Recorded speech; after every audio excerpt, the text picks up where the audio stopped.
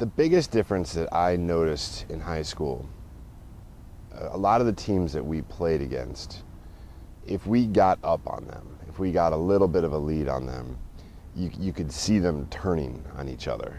You could see them starting to infight a little bit. You could see them even become a little despondent, shoulders slumped over and head down. And it's not like their coaches weren't trying to get them fired up, but you could just see these kids deflate. And I had plenty of games where we got blown out, and I had plenty of games where we blew someone out. So I knew what it was like to be on both sides of that. But I never remember playing on a team at McQuaid where we deflated, where we had our heads down, where we were just overmatched emotionally. We might have been overmatched physically, but I don't ever remember having a team quit. I don't ever remember a coach telling me that our team quit.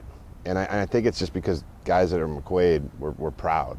And win or lose, we're still McQuaid guys. First got here, a bunch of freshmen didn't know each other. Started out, we ran a bunch of good races early on. We started having a good season. We were undefeated halfway through the season, and we started getting this buzz around. There's a freshman team around the state. We go to meets and people say, "Oh, the McQuaid team's here. The McQuaid team's here."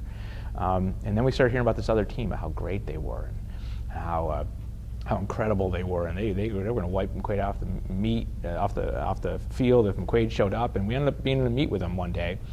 And it was a freshman race, was like 1.7 miles, and we get into the race, and there they are, all out in front of us, and we're just, in our heads you can hear, Bob Bradley, run your beelines, keep inside yourself, know when you can go, know what you have to do. It's a long race, don't worry about it. Went into the woods, and they were like all in the top 10, and we were all kicking back and around the 20 to 10 to 15 spots.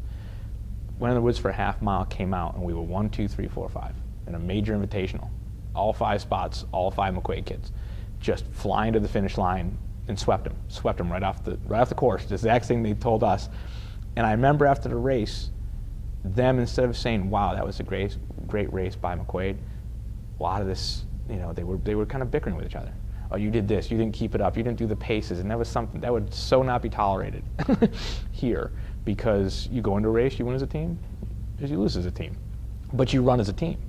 Hard to say how the other teams prepare. I mean, I know that I always work out. When I was playing competitive athletics, I worked out daily, alone and with the team. But the collective idea is that the other team's working just as hard because they know they're playing us. And so if you think you're the only one downstairs in your home gym working out, getting ready for the game, remember the guys at Aquinas are doing the same thing. So you got to bring it when the time comes. And how another team does it, I don't know. How I've seen McQuaid do it is collectively.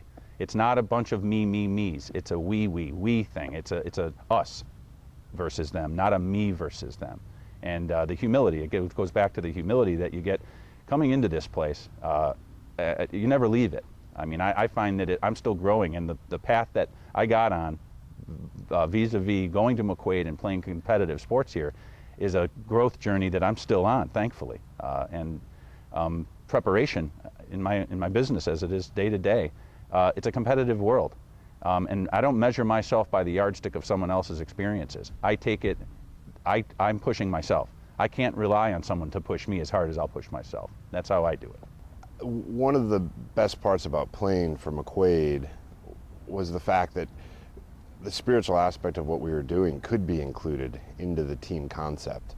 The fact that we were all men of Christ out there playing together, and that we didn't have to be ashamed of that, and that we didn't have to hide from that. It gave you a greater sense of what you were doing. And really, for me, the guys that have been kind of my spiritual guideposts, the guys that have kind of helped me lead a good Catholic life, are the guys I played sports with. And they're still the guys that I go to when I'm in a jam or I just need some help.